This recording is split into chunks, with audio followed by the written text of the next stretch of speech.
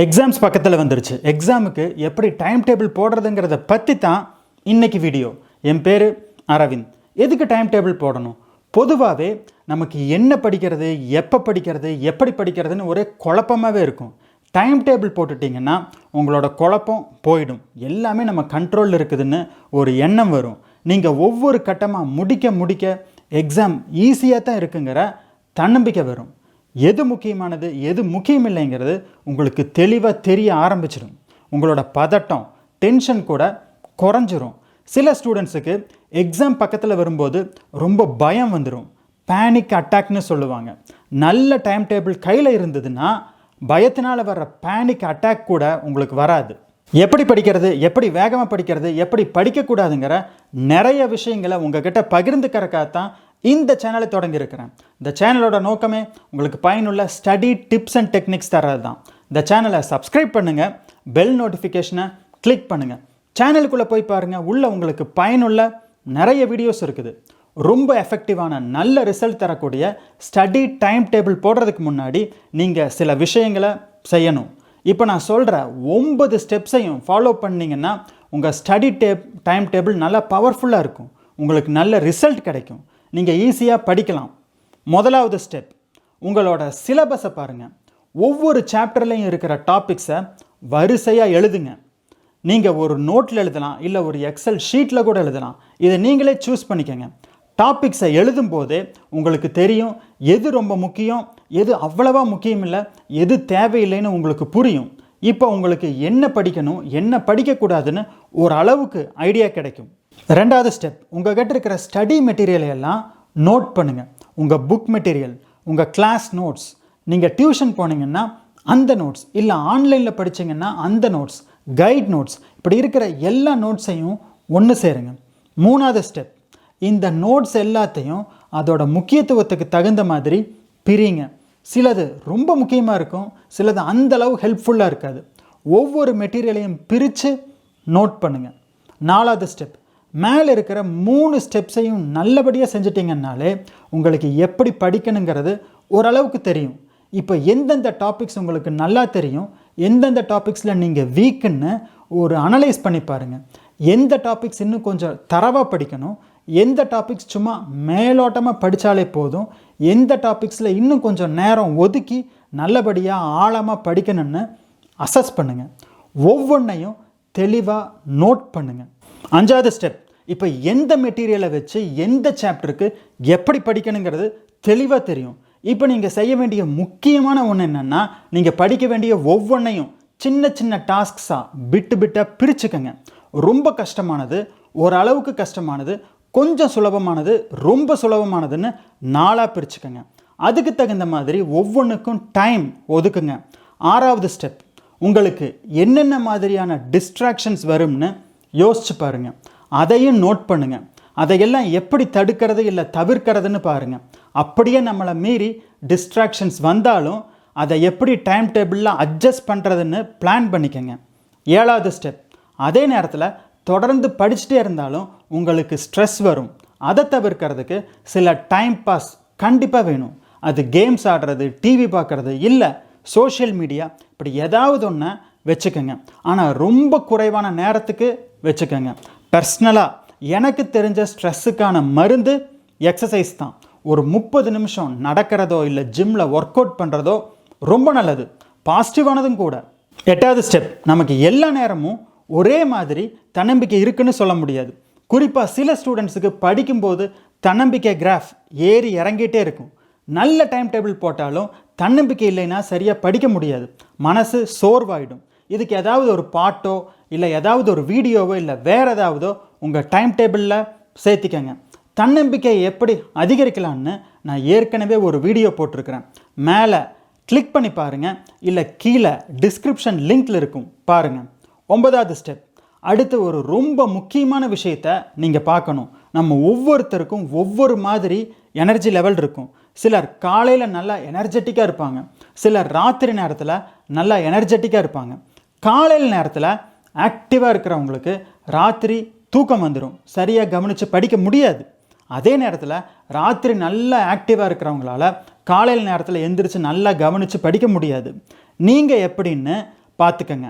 அதுக்கு தகுந்த மாதிரி உங்களோட டைம் டேபிளை மாற்றிக்கங்க. காலையிலையோ சாயங்காலமோ இல்லை வேறு ஏதாவது டயத்துக்கோ மாற்றி வச்சுக்கோங்க. இந்த 9 ஸ்டெப்ஸையும் கவனமாக ஃபாலோ பண்ணிங்கன்னா உங்களுக்கு என்ன படிக்கணும், உங்கள் கையில் என்னென்ன ஸ்டடி மெட்டீரியல்ஸ் இருக்குது, எது முக்கியமானது எது முக்கியம் இல்லை, இதெல்லாம் சேர்த்து எப்படி படிக்கணும், எதுக்கு எவ்வளோ டைம் அலாட் பண்ணணும், உங்கள் டிஸ்ட்ராக்ஷனை தடுக்கிறது எப்படி, ஸ்ட்ரெஸ்ஸை கண்ட்ரோல் பண்ணுறது எப்படி, தன்னம்பிக்கை இல்லாதப்ப தடுமாற்றம் இல்லாமல் இருக்கிறது எப்படின்னு ரொம்ப நல்லா தெளிவாக தெரியும். இந்த எல்லா ஸ்டெப்ஸையும் வரிசையாக செஞ்சு முடிச்சிங்கன்னாலே உங்கள் கண்ட்ரோலில் எல்லா சப்ஜெக்டும் உங்கள் கண்ட்ரோல் இருக்குதுன்னு ஒரு ஃபீலிங் வரும். நல்லா படிச்சிடலாம்னு தோணும். உங்களோட தன்னம்பிக்கை அதிகரிக்கும். இப்போ ஒரு டைம் டேபிள் எப்படி இருக்கணும்னு ஒரு சாம்பிள் தரேன். இதை அப்படியே ஃபாலோ பண்ணுறதுனா பண்ணிக்கங்க, இல்லை உங்களுக்கு தகுந்த மாதிரி மாற்றுறதுனால மாற்றிக்கங்க. காலையில் 5 மணிக்கு எந்திரிச்சுக்கங்க. தூக்கம் போகிறதுக்கு நல்லா முகமெல்லாம் கழுவிக்கங்க. ஒரு சின்ன வார்ம் அப் எக்ஸசைஸ் கூட பண்ணலாம். நல்லா பிரிஸ்கானதுக்கப்புறம் படிக்க ஆரம்பிங்க. காலையில் நல்லா ஃப்ரெஷ்ஷாக இருப்பீங்க. அதனால் கொஞ்சம் கஷ்டமான பாடத்தை படிக்க பாருங்கள். காலையில் 5:30 மணியிலிருந்து 8 மணி வரைக்கும் ஒரு 2.5 மணி நேரம் படிங்க. இதில் ரொம்ப முக்கியமானது என்னென்னா, ஒவ்வொரு 25 நிமிஷத்துக்கும் ஒரு தடவை 5 நிமிஷம் டைம் அலாட் பண்ணி படித்ததை ரீகால் பண்ணி பாருங்கள். இந்த 25 நிமிஷம் படிக்கணுங்கிறது ஒரு பொதுவான அளவுகோல் தான்.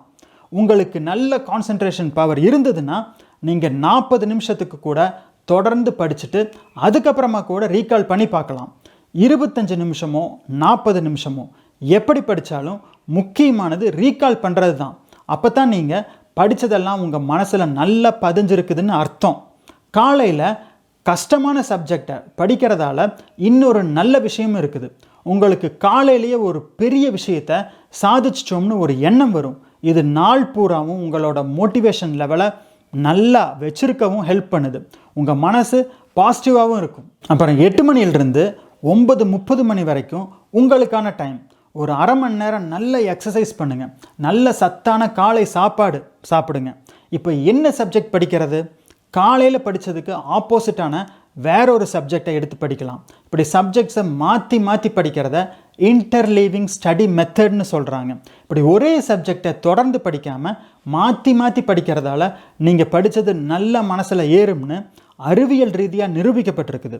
அதனால் வேறொரு சப்ஜெக்டை படிக்கிறது ரொம்ப எஃபெக்டிவாக இருக்கும். உங்களால் வேகமாகவும் படிக்க முடியும். அதனால் 9:30 11:30 வரைக்கும் 2 மணி நேரம் படிங்க. எப்பயும் போல் நடுவில் ரீகால் பண்ணி பார்க்குறதுக்கு மட்டும் மறந்துடாதீங்க.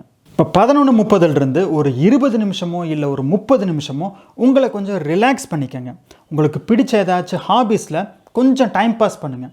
இல்லை ஏதாவது ஒரு மோட்டிவேஷன் வீடியோ பாருங்கள். இது உங்களை கொஞ்சம் ரிலாக்ஸ் ஆகும். 12 மணியிலிருந்து ஒரு 1.5 மணி நேரம் ஒரு மார்க் டெஸ்ட் எழுதி பாருங்கள். டைமர் செட் பண்ணி எழுதி பாருங்கள். சரியாக எழுதாத கொஸ்டின்ஸை எல்லாம் நோட் பண்ணி வச்சுக்கோங்க. இது மூலமாக நீங்கள் எந்தளவு படிச்சிருக்கிறீங்கிறது உங்களுக்கு தெரியும். இப்போ 1.5 மணியிலிருந்து 2 மணி வரைக்கும் சாப்பிட்றதுக்கு டைம் எடுத்துக்கோங்க. எண்ணெயில் பொரிச்சது ஜங்க் ஃபுட்ஸ் மாதிரியானதை சாப்பிட்டிங்கன்னா உங்கள் மைண்ட் கொஞ்சம் மந்தமாயிடும், தூக்கமாக வரும். அதனால் நல்ல சத்தான புரோட்டீன், காய்கறிகள், பழங்கள் மாதிரியான உணவுகளை எடுத்துக்கோங்க. இது தூக்கம் வர்றதை கொஞ்சம் குறைக்கும். இதுக்கப்புறமா ஒரு 20 நிமிஷம் பவர் நேப் எடுக்கலாம். அதாவது ஒரு குட்டி தூக்கம் போடலாம். இதனால் உங்கள் மனசு நல்லா ஃப்ரெஷ் ஆகிடும். நீங்கள் படித்தது கூட உங்கள் மனசில் ஆழமாக பதியும். ஆனால் நீங்கள் 20 நிமிஷத்துக்கு மேலே மட்டும் தூங்கிடாதீங்க. அது உங்களை ரொம்ப டவுன் ஆக்கி அதிகமாக சோம்பலாக்கிடும். இப்போ 2:30 மணிக்கு திரும்பவும் படிக்க ஸ்டார்ட் பண்ணுறீங்க. இந்த நேரம் சாப்பாடு, தூக்கம், மத்தியான நேரம்னு எல்லாமே இருக்கிறதுனால நம்ம மைண்ட் கொஞ்சம் டவுனாக தான் இருக்கும். அதனால் ரொம்ப கஷ்டமான பாடத்தை படிக்காமல் நல்ல ஈஸியான பாடமாக படிங்க. வீடியோஸ், ஆப்ஸ், ஃப்ளாஷ் கார்ட்ஸ் மூலமாக இன்டராக்டிவாக படிக்கிறத இப்போ நீங்கள் பண்ணலாம். இந்த நேரம் நல்ல தூக்கம் வரும். படிக்கும்போது தூக்கம் வராமல் இருக்கிறதுக்கு 18 டிப்ஸோட ஏற்கனவே நான் ஒரு வீடியோ போட்டிருக்கிறேன். மேலே கிளிக் பண்ணி பாருங்கள், இல்லை கீழே டிஸ்கிரிப்ஷனில் லிங்க் செக் பண்ணுங்கள். 2:30 மணியிலிருந்து 4:30 மணி வரைக்கும் ஒரு 2 மணி நேரம் படிங்க. படித்ததை நல்லா ரீகால் பண்ணி பாருங்கள். அப்புறமா ரிலாக்ஸ் டைம். அடுத்த 1 மணி நேரத்துக்கு உங்களுக்கு பிடிச்சதை செய்யுங்க. சத்தான ஸ்நாக்ஸ் சாப்பிடுங்க, ஏதாவது ஒரு கேம் ஆடுங்க, இல்லை டிவி பாருங்கள், இல்லை உங்கள் ஃப்ரெண்ட்ஸ் கிட்ட பேசுங்க. இது எல்லாத்தையும் விட ஒரு நல்ல ஆக்டிவிட்டி என்னென்னா நடந்து பாருங்கள். ஒரு 20 நிமிஷம் நல்லா வேகமாக நடங்க. நீங்கள் நல்லா எனர்ஜெட்டிக்காக ஃபீல் பண்ணுவீங்க. நல்லா ரிலாக்ஸ் பண்ணதுக்கப்புறம் இப்போ மணி 5:30, மறுபடியும் ஒரு சப்ஜெக்ட் எடுத்து வேற ஒரு சப்ஜெக்ட் எடுத்து ஒரு 2 மணி நேரம் படிங்க. இப்போ 7:30 மணி படிக்கிறத நிறுத்திடுங்க. டின்னர் டைம், நல்ல டின்னர் சாப்பிடுங்க. 1 மணி நேரத்துக்கு நல்ல ரிலாக்ஸ் பண்ணிக்கோங்க. இப்போ 8:30 மணி நீங்கள் செய்ய வேண்டியதிலேயே ரொம்ப முக்கியமான ஒன்று இப்போ செய்யணும். அதுதான் ரிவிஷன். முதல் நாள் படித்ததையெல்லாம் நல்லா ரிவைஸ் பண்ணி பாருங்கள். ரிவிஷன் பண்ணாமல் விட்டிங்கன்னா படித்ததெல்லாம் மறந்து போயிடும். ஒரு 9:30 மணிக்குள்ளே தூங்கிடுங்க. தூங்கிறதுக்கு முன்னாடி ரிவிஷன் பண்ணுறதுக்கு ஒரு முக்கியமான காரணம் இருக்குது. நாம் தூங்கிறதுக்கு முன்னாடி நாம் படிக்கிற இன்ஃபர்மேஷன்ஸ் எல்லாம் நம்ம மூளை நாம் தூங்கும்போது அசை போட்டுகிட்டே இருக்கும். இதனால் நாம் படிக்கிறது நம்ம லாங் டேர்ம் மெமரியில் பதியுதுன்னு அறிவியல் சொல்லுது. ஒவ்வொரு நாளும் 7லிருந்து 8 மணி நேரம் தூக்கம் ரொம்ப முக்கியமானது. இந்த ஸ்டடி பிளான் ஒரு சாம்பிள் தான். உங்களோட ஸ்கூல் காலேஜ் டைமுக்கு தகுந்த மாதிரி மாற்றிக்கங்க. நல்ல டைம் டேபிள் போடுங்க. அதை நல்லா ஃபாலோ பண்ணுங்கள். உங்களுக்கு வெற்றி நிச்சயம். இந்த வீடியோ உங்களுக்கு பிடிச்சிருந்ததுன்னா லைக் பண்ணுங்கள், உங்கள் ஃப்ரெண்ட்ஸ்கிட்ட ஷேர் பண்ணுங்கள். நீங்கள் இந்த சேனலுக்கு புதுசுனா சப்ஸ்கிரைப் பண்ணி பெல் நோட்டிஃபிகேஷனை கிளிக் பண்ணுங்கள். கடைசி வரைக்கும் இந்த வீடியோ பார்த்ததுக்கு தேங்க்ஸ். அடுத்த வாரம் இன்னொரு வீடியோவில் சந்திப்போம்.